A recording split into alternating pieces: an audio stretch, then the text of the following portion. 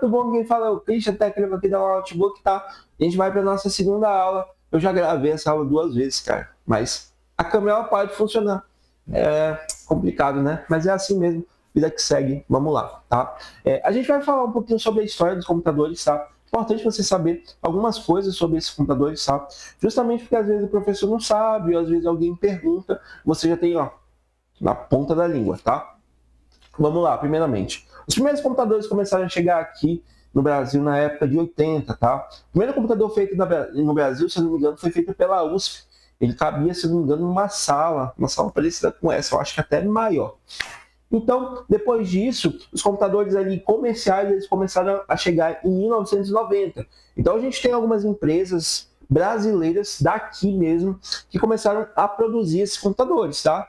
Por exemplo, Itautec. A Itautec, cara, até 2001, 2002, ela tinha os melhores computadores da época. Elas tinham uns computadores de 17 polegadas, tanto que o meu primeiro computador, isso em 2008 para 2009, foi um Inteltec Core 2 Duo 17 polegadas. Cara, coisa mais linda do mundo. 17 não, 15.6, ele era gigante assim, lindo. E eu quero falar uma coisa para vocês também, que é uma parte muito legal.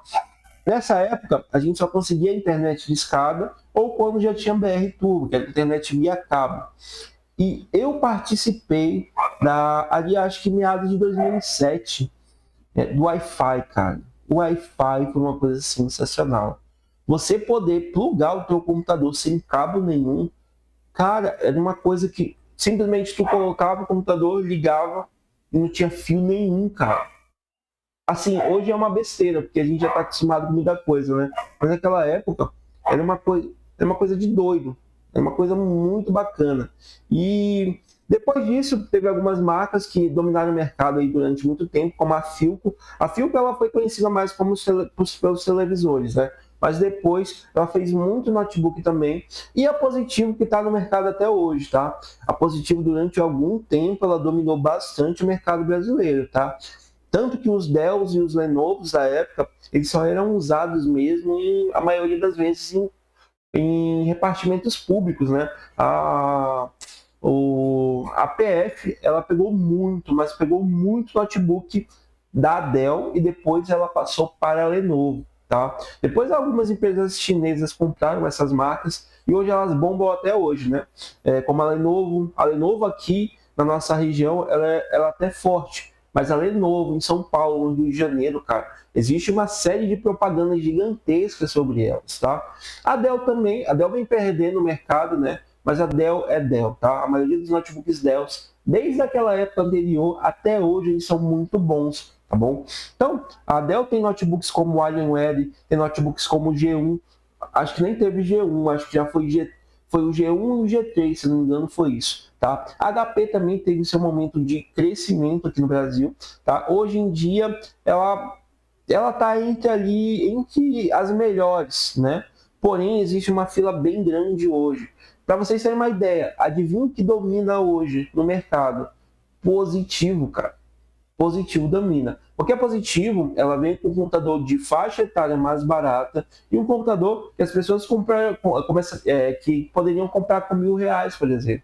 Então ela vendeu muito, mas esses notebooks deram muito defeito. É um notebook que tinha que ter um pouquinho mais de cuidado, tá? E hoje, o que pega a galera mesmo é Lenovo e Acer, tá?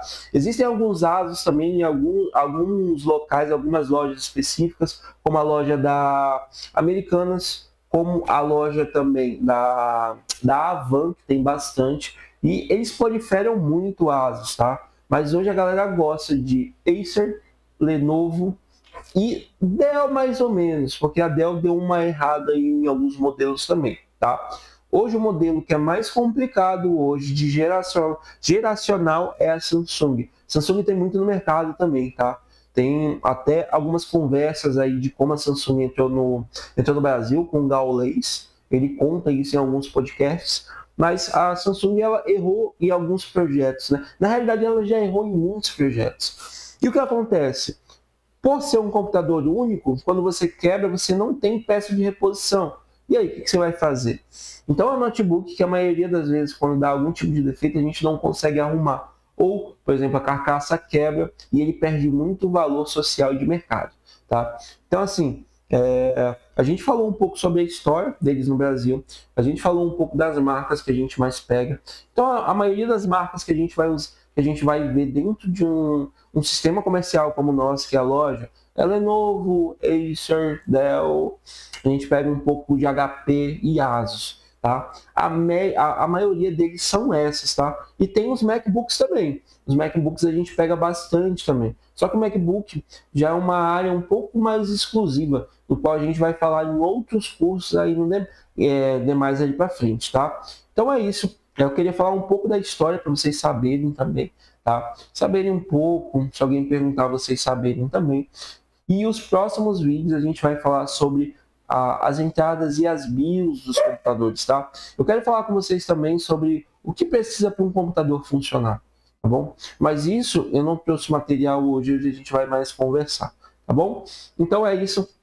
Eu vou fazer um vídeo sobre BIOS também. Vou fazer um vídeo aí para vocês entenderem como é que funciona todo esse material, como a gente consegue visualizar e etc. E é isso, galera. Muito obrigado, agradeço muito. Hoje a gente faz a segunda aula. Eu acho que eu vou fazer mais uma aulinha hoje, tá? Para que a gente fique ciente, entenda um pouco desse mercado, né?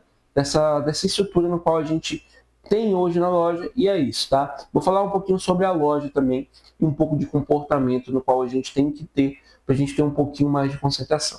Fechou? É nóis, até a próxima.